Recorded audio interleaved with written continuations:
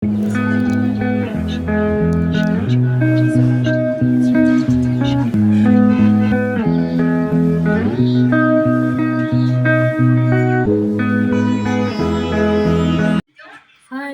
Good morning. কেমন আছো বন্ধুরা? তোমরা সবাই welcome back to my channel. চলো আবার চলে এসেছি। এখন বাজে 5:15। আমরা বেরোচ্ছি। কোথায় বেরোচ্ছি এরপর তোমাদের সঙ্গে শেয়ার করে দেবো। তো চলো আগে যাওয়া যাক নিচে।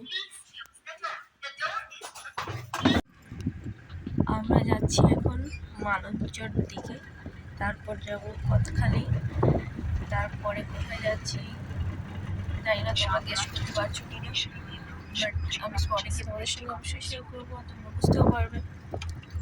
দেখা যাক। এখানে আমরা কিছু করার জন্য দাঁড়িয়েছি, ফ্রেশ হলাম, তারপরে চা খাওয়ার জন্য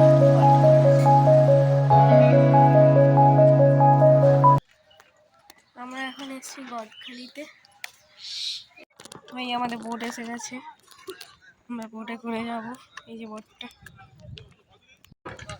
ফাইনালি আমরা বোটে গোসাবা নদীর ওপর। এই যে বোট,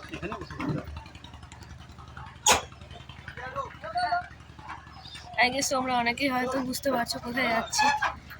তো চলো এগোই।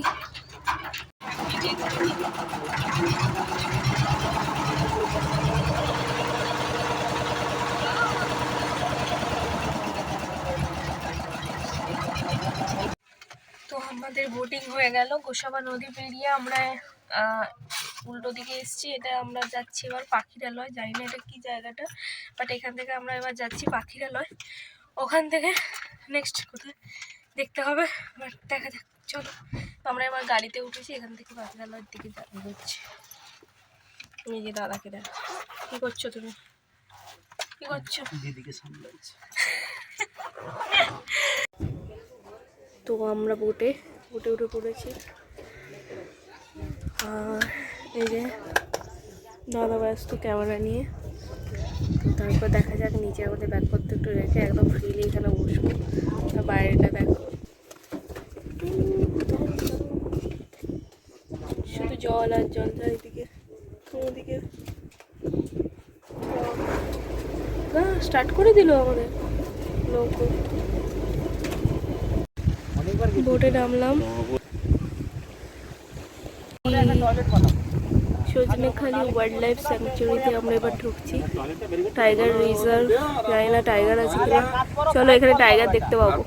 চলো বলবো, মানে আপনি বাংলায়ও বলে দিন আর অল্প অল্প। আচ্ছা, ঠিক আছে ঠিক আছে। তো অ্যাকচুয়ালি এখানে দেখার মধ্যে আপনার জাস্ট এটা একটা টার্টেল পন্ড আছে, তারপরে টার্টেল হ্যাসিং গ্রাউন্ড আছে, এরপরে আমরা একটা ক্রোকোডাইল পন্ড আছে। ক্রোকোডাইল পন্ড থেকে একেবারে ওয়াচ টাওয়ারে যাবো। ওয়াচ টাওয়ার থেকে জাস্ট সুন্দরবনের পুরো ভিউটা দেখা যাবে। তারপরে আমরা একেবারে আমাদের লঞ্চে চলে যাবো, বোটে চলে যাবো। ওখান থেকে আমরা পুরো ভিতরটি ওপেন সাইড দিয়ে জঙ্গলে চলে যাবো। ওখানে ওপেন সাইডটা থাকবে এবং ওই সাইডটাতে আমাদের বোথ সাইড ফরেস্ট পড়বে এবং ওখানেই কিন্তু বন্যপ্রাণী দেখার চান্স থাকবে। তো যেহেতু এটা একটা ন্যাচারাল পরিবেশ, এই ন্যাচারাল যে ফরেস্টের মধ্যে অ্যানিমেলস কোথায় থাকবে এগুলো নিশ্চিত করে আমরা কেউ বলতে পারি না। তো সম্ভাবনা অনেক বেশি আছে দেখা যেত। ওকে, তো এটা হচ্ছে একটা সবচেয়ে বড় প্রজাতির টার্টেল, যেটাকে বলা হচ্ছে রিভার ট্রাফিন, যার সায়েন্টিফিক নেম হচ্ছে বাটারুগাস্কা। এটা একটা এনডেঞ্জারেড স্পিসিস, যে কারণে এটা forest department plus turtle survival alliance যে সংস্থা আছে, যৌথ উদ্যোগে কিন্তু এটাকে সংরক্ষণ করা হচ্ছে। এবং টোটাল ইন্ডিয়াতে আপনার আমাদের ভারতবর্ষের মধ্যে রয়েছে 400 পিসের কাছাকাছি, আর বাংলাদেশে আছে 400 কাছে, মায়ানমারে 100 কাছে, টোটাল ওয়ার্ল্ডে 900 কাছাকাছি কিন্তু এই স্পিসিসটা রয়েছে। জাস্ট এটা মিটিং গ্রাউন্ড, এটা ব্রিডিং টাইমটা এটা আনা হয়। এর মধ্যে বালি আছে, বালির নিচে ডিম পাড়ে এবং জাস্ট হচ্ছে মিনিমাম 19 থেকে 37, মানে 19টা থেকে প্রায় 37টা করে ডিম পাড়ে এরা, ঠিক আছে। এবার একটা ডিম ফুটতে, মানে ডিমটাকে ফুটতে প্রায় 2 মাসের কাছে সময় লাগে জাস্ট। তো এরপরে আমরা পরবর্তী একটা জায়গা আছে, ওটাতে হ্যাচিং গ্রাউন্ডটা। ডিমগুলো বাঁচে না নাকি? 30টা করে ডিম পাড়ে মাত্র 37, এবার এরা নির্দিষ্ট একটা তাপমাত্রার প্রয়োজন হয়। এই নির্দিষ্ট তাপমাত্রার মেল ফিমেলের একটা ব্যাপার থাকে, যে কারণে এদেরকে হ্যাসিং গ্রাউন্ডে একটা নির্দিষ্ট তাপ দেওয়া হয়। সেই হারে ব্রিডিং হচ্ছে না। ব্রিডিং হ্যাঁ অনেক সময় নষ্ট হয়ে যেতে পারে, মেল ফিমেলের ব্যাপার থাকে। ওই সাইডটা একটা আমরা অস্ট্রেলিয়াতে দেখতে পাবো, ওই সাইডে একটা গ্রাউন্ড আছে, হ্যাসিং গ্রাউন্ড, ওর মধ্যে রাখা আছে। জাস্ট আমাদের সজনিখালিতে আছে 129 পিস যে টার্টেলটা। আমরা এর পরবর্তী একটা ক্যাম্প আছে দোবাকি, সেখানেও আমরা যাবো, সেখানেও আমরা পাবো। ঠিক আছে। ওকে, তো আমাদের গাইড বুঝিয়ে দিলেন কীভাবে কোথায় কোথায় আমরা ঘুরবো, কোথায় কোথায় যাব, কী কী দেখবো আজকে সারাদিন ফুল টাইম। তো আমাদের গাইড আছেন উনি আমাদের আজকে পুরোটাই দেখাবেন। তো লেটস সি, তোমাদের সঙ্গে সবটাই শেয়ার করে দেবো। তো চলো যাওয়া যাক। খিদে খিদে কিন্তু পাচ্ছে, জানি না কখন ব্রেকফাস্টটা পাবো। ক্রোকোডাইল, দারুণ, রোদ পোহাচ্ছে বসে বসে। এবার আমরা এই টাওয়ারটায় উঠবো, উঠে আমরা পুরোটা ভিউ করব একদম উপর থেকে। ঠিক আছে, এই সাইডে পড়বে আমাদের বে অফ বেঙ্গল, জঙ্গল পেরিয়ে আমাদের বে অফ বেঙ্গল পড়ছে, তারপরে বে অফ বেঙ্গলের পরে এই সাইডটা পূর্ব দিক, এই পূর্ব দিকে বাংলাদেশ। জাস্ট এখান থেকে আমরা একেবারে বে অফ বেঙ্গল পর্যন্ত কোনো ম্যান হ্যাবিটেট নেই, ঠিক আছে, পুরো ফরেস্ট। আর এই যে একটা পুকুর দেখছেন যেটা, এটা ম্যানমেড পন্ড, অর্থাৎ যেহেতু প্রত্যেকটা খালখাড়িগুলো বে অফ বেঙ্গলের সঙ্গে কানেক্টেড, সেহেতু কী হয়, প্রত্যেকটা খালখাড়িতে কী আছে, নোনা জল আছে। এই বন্য প্রাণীদের জন্য কিন্তু নোনা জলটা সুইটেবল নয়, যে কারণে এদের জন্য একটা মিঠে জলের ব্যবস্থা করা হয়, অ্যাকচুয়ালি ম্যানমেড পন্ড তৈরি করা হয়। প্রত্যেকটা অস্টার প্লাস জঙ্গলের মধ্যেও ম্যানমেড পন্ডটা রয়েছে। তো এই ম্যানমেড পন্ডে অ্যাকচুয়ালি রেইন ওয়াটারটাকে জমা করা হয়, বৃষ্টির সময় পুকুরটা জমা হয়, ওই জলটা কিন্তু সারা বছর বন্য প্রাণী খায়। আর এই সাইডে একটা নার্সারি করা হয়েছে, যেটা হচ্ছে ম্যানগ্রোভের বীজগুলোকে কালেক্ট করে, যেহেতু গত ইয়ার্সে প্রচুর গাছের ক্ষতি হয়েছে, সেই কারণে হচ্ছে ম্যানগ্রোভের বীজগুলোকে কালেক্ট করে ওয়েস্ট বেঙ্গল সরকার থেকে ট্রি প্লান্টেশন যে প্রজেক্ট, সেই প্রজেক্ট অনুযায়ী কিন্তু এখানে প্লান্টেশন করা হয়েছিল। সেই চারাগুলোকে তুলে নিয়ে একেবারে জঙ্গলের ভেতরে যেখানে চর জাতীয় জায়গা আছে, সেই জায়গাগুলোতে বসানো হয়েছে। তো যে কারণে ওই সাইডটা পুরো একেবারে ম্যানমেড পন্ডের সামনে দিয়ে পুরো ব্যারিকেড করা আছে, যাতে বন্যপ্রাণী নাও আসতে পারে। কারণ হচ্ছে যে কোনো সময়ে তো এখানে কাজ করে মানুষেরা, অতএব অ্যাটাক করতে পারে, যে কারণে ওই সাইডটা পুরোটা ব্যারিকেড করা হয়েছে ফেন্সিং দিয়ে। যদিও ফেন্সিংটা ওদের ক্ষেত্রে কিন্তু টাইগারের কাছে কিন্তু কিছুই না, কিন্তু ওই ফেন্সিংটা হচ্ছে একটা ওদের কাছে সাইকোলজিক্যাল ব্যারিয়ার হিসেবে কাজ করে, ওরা আটকে যাওয়ার, জড়িয়ে যাওয়ার ভয় করে। ঠিক আছে, ক্লাবের মধ্যে দেখতে পাই না কাঁকড়া গাছ, তাই তো? রেড ফিল্ডের মধ্যে দেখতে বলে অ্যাকচুয়ালি এটাকে বলা হয় কাঁকড়া গাছ। কাঁকড়া গাছ দেখে নাও।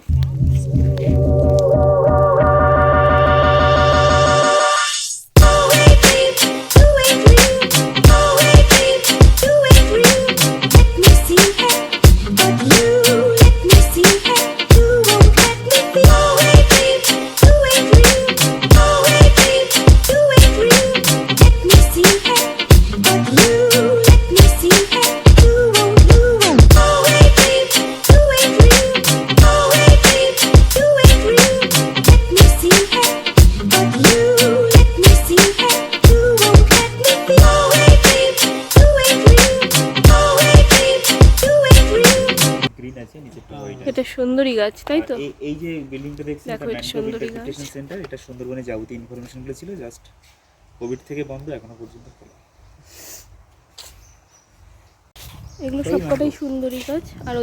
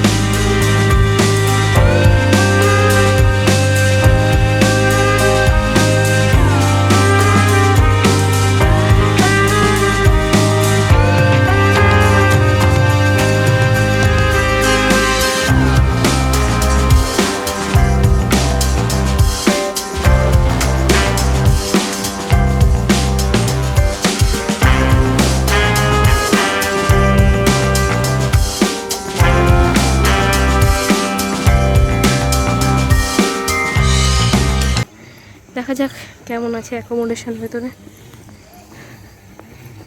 এই যে, তো আমাদের স্ন্যাক্স চলে এসছে, সন্ধ্যাবেলা দিয়ে গেল। চাটা এখনও ঢালা হয়নি, কাপটা দিয়ে গেছে।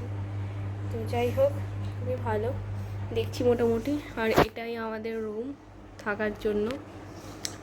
টিভি আছে, জানি না টিভি চলে কি না, বাট ট্রাই করবো একবার।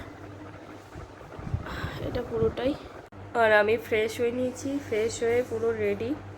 দাদা এখনও ওয়াশরুমে আছে, ফ্রেশ হচ্ছে। ফ্রেশ হয়ে বেরোলে দুজনে একসঙ্গে স্ন্যাক্স আর টি কোক খাবো। তারপরে দেখা যাক, আমাদের অনেক কটা প্ল্যান আমরা বলে রেখেছি, কারণ বনফায়ারের একটা কথা বলা আছে। তো সেগুলো কতটা করতে পারি ট্রাই করছি। তো দাদা বেরোলেই স্ন্যাক্স করবো, দেন আর তোমাদের সঙ্গে অবশ্যই শেয়ার করে দেবো সব কটা ক্লিপ। তো যাই হোক, দাদা বেরোনো অবধি ওয়েট করি। রেডি আমাদের স্ন্যাক্স, দাদাও ফ্রেশ হয়ে এসে গেছে। এবার আমরা খাওয়া শুরু করি। দাদার মন খাওয়ার দিকে। চলো তাড়াতাড়ি খেয়ে নিই। তো আমরা মোটামুটি এখন সন্ধে হয়ে গেছে, রেডি হয়ে পড়েছি, একটু বেরোবো বাইরের, আমাদের কটেজের বাইরের চারপাশটা একটু ভালো করে দেখবো, কারণ ঢোকার সময়টা দেখা হয়নি। এখন তো কটা বাজে এখন?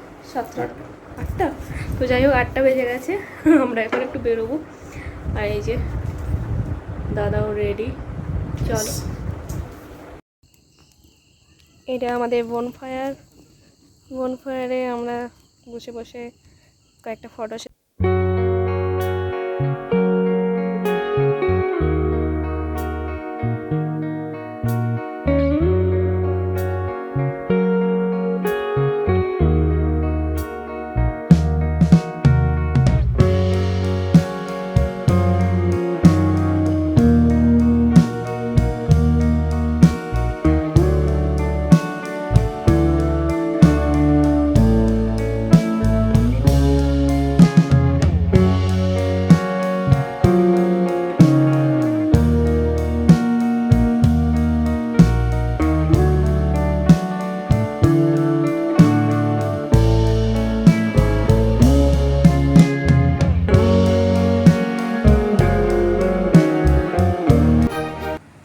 যাই হোক, আমাদের অনেক ফটো সেশন হলো বনফায়ার বানিয়ে। তো যাই হোক, এখানে এই জায়গাটা এতটা অন্ধকার টাইপের ছিল যে ঠিকঠাক করে আমরা দেখতে পাচ্ছিলাম না। তো আমাদের ডিনার চলে এসেছিলো। ডিনারে ছিল চিকেন, বাঁধাকপির তরকারি, বেগুন ভাজা, ডাল আর রুটি। তো খুব ভালো একটা দারুণ ছিল। তো যাই হোক, খুব ভালো খাওয়া দাওয়া হলো। আর আমরা খুবই টায়ার্ড আজকে সারাদিন ঘুরে ঘুরে। তো নেক্সট দিনের যে ভিডিও ব্লগগুলো তোমাদের সঙ্গে পরে শেয়ার করে দেবো, যেহেতু অনেকটা লেন্দি হয়ে গেছে। আর পুরো ভিডিওগুলো একসঙ্গে দিতে গেলে অনেকটা লেন্দি হয়ে যাবে। তো আগের দিনের পার্টটা একটা ব্লগে দিচ্ছি, নেক্সট দিনের ব্লগটা নেক্সট আরেকটা ব্লগে দেবো। তো তোমরা দেখতেই পাবে অবশ্যই। আর তো যদি ভালো লেগে থাকে অবশ্যই লাইক শেয়ার সাবস্ক্রাইবটা ঝটপট করে দাও। আর নেক্সট ব্লগে নেক্সট দিন আবার তোমাদেরকে নেক্সট ব্লগটা নেক্সট দিনে কী কী করলাম, কোথায় ঘুরলাম, সবটাই শেয়ার করে দেবো। তো চলো, টাটা, গুড নাইট।